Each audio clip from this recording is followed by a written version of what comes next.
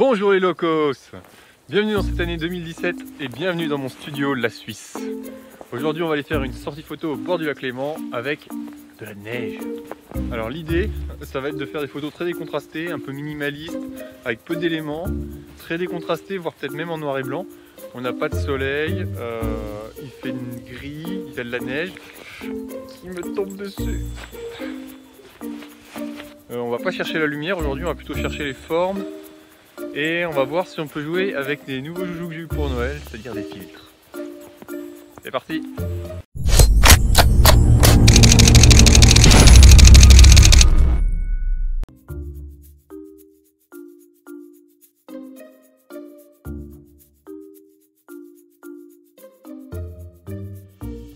Voilà, on est arrivé près du lac Léman. Et comme je viens de longer un canal en fait pour venir jusqu'ici, il y a plein de canards, de poules d'eau, de hérons, etc. Donc pour l'instant il n'y a clairement pas assez de lumière pour faire ce type de photo vu qu'il faut une vitesse très élevée. C'est parfait, le temps il est très gris, vous voyez, au-dessus du lac. On voit même pas l'autre côté, pourtant il est pas très loin. Il y a un petit peu de vent, donc il va y avoir un petit peu de vagues sur le lac. Donc ça pour s'amuser à faire un peu des pauses longues. Et puis on va voir, donc là il y a une jetée assez longue. Et puis sinon il y a d'autres chemins qui longent le lac par là-bas. On va essayer de trouver une première composition. Le but c'est que pour l'instant il n'y a pas beaucoup de lumière, donc c'est parfait pour faire des longues expositions. J'ai des filtres ND, c'est la petite nouveauté, mais ils sont pas très puissants. Je vous en dirai un peu plus après. Mais du coup c'est bien s'il n'y a pas beaucoup de lumière pour l'instant. Ça recommence juste à neiger. Je vais pas avoir d'autre choix que d'attendre là parce que sinon je vais bousiller mon matériel si je le sors là. Et puis j'essaie de sortir un filtre devant avec une pause longue, il va être trempé avec plein de gouttelettes d'eau dessus très rapidement, donc c'est pas la peine. J'essaie de voir si je peux pas me mettre un peu à l'abri dans les bois, voir s'il y a un peu moins de neige. Et puis j'espère surtout que ça va pas durer longtemps, parce que là je peux pas sortir le matériel quoi, clairement.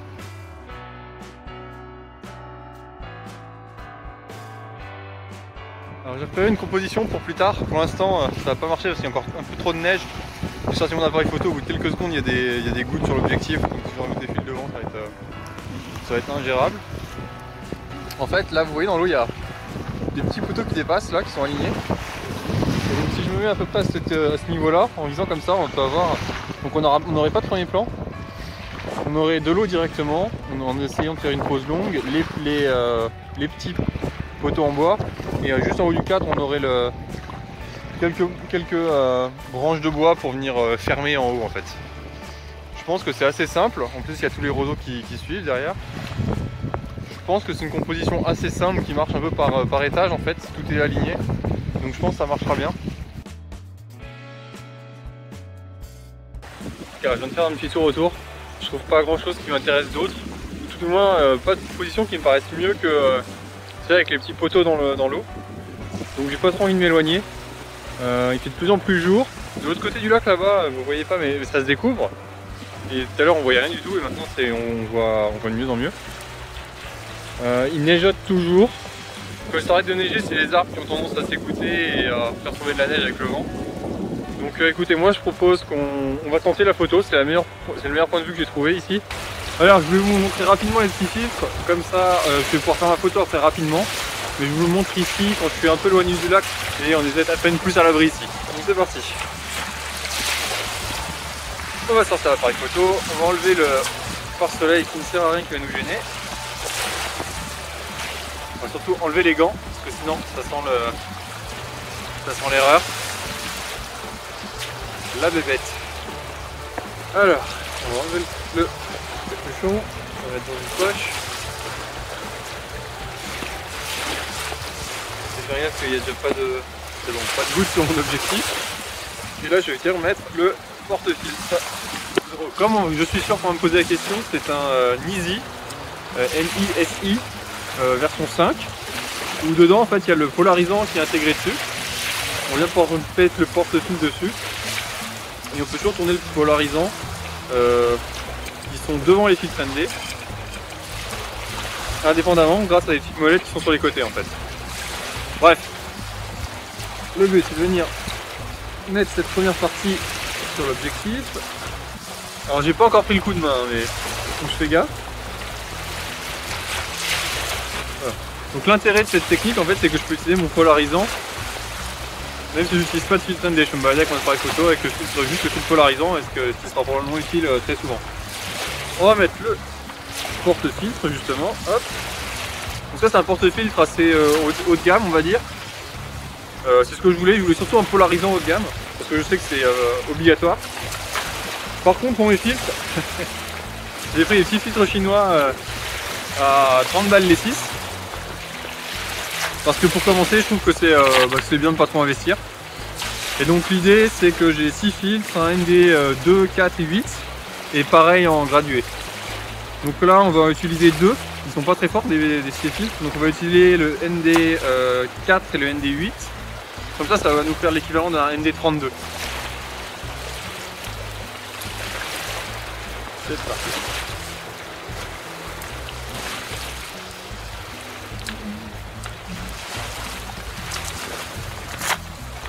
ND8 installé,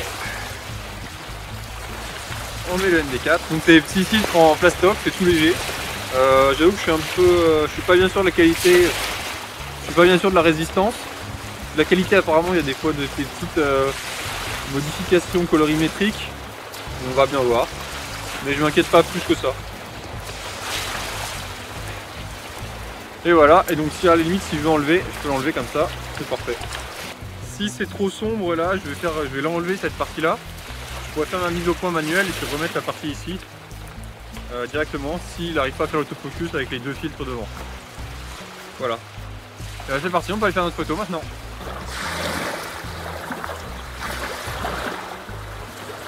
On voit pas grand chose hein. Alors je suis à ISO 100, F9 et là du coup avec les filtres il me propose 13 secondes. Ça va être parfait.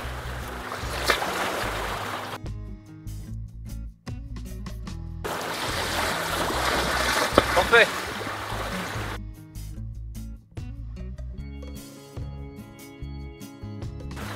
Alors je suis passé à F11. Là il me propose 20 secondes. Donc on va essayer. Je commence à avoir quelques gouttes de vent, j'essaie de me mettre devant pour éviter les problèmes. Est-ce qu'on peut vous le protéger hein?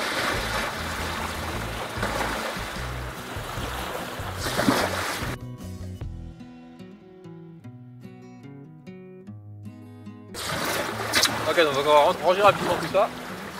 Le problème c'est que c'est 100 mm, c'est assez large. Et la pochette du porte-filtre pour l'instant elle rentre pas dans mon sac photo. Donc par une astuce, quelque chose. Du coup ma photo je suis pas sûr qu'elle soit si bien que ça parce que en fait j'ai dû me presser un peu et j'ai pas fait gaffe à plusieurs choses. Déjà j'ai pas réglé le polarisant. Je suis pas sûr que ça ait eu beaucoup d'impact ici, on aurait pu voir peut-être un peu plus à travers l'eau si je l'avais bien réglé. Mais ça c'est pas très grave. Mais deuxième chose en fait c'est qu'il y avait plein de choses dans l'eau en fait, plein de morceaux de roseau etc. Et donc du coup ça fait un peu crade je pense sur la photo. Donc je l'ai pas vu encore, j'ai pas vu le résultat final, vous l'avez vu. On va voir. Je sais pas si je vais rester au bord du lac etc. parce que ça reste compliqué. Et puis sinon on va rentrer un peu à l'intérieur des terres et puis on va voir maintenant qu'il y a un peu plus de lumière. On va voir si on peut pas aller faire des petits paysages un peu minimalistes, un peu plus à l'intérieur des terres. C'est plat dans le coin donc c'est pratique. On va voir.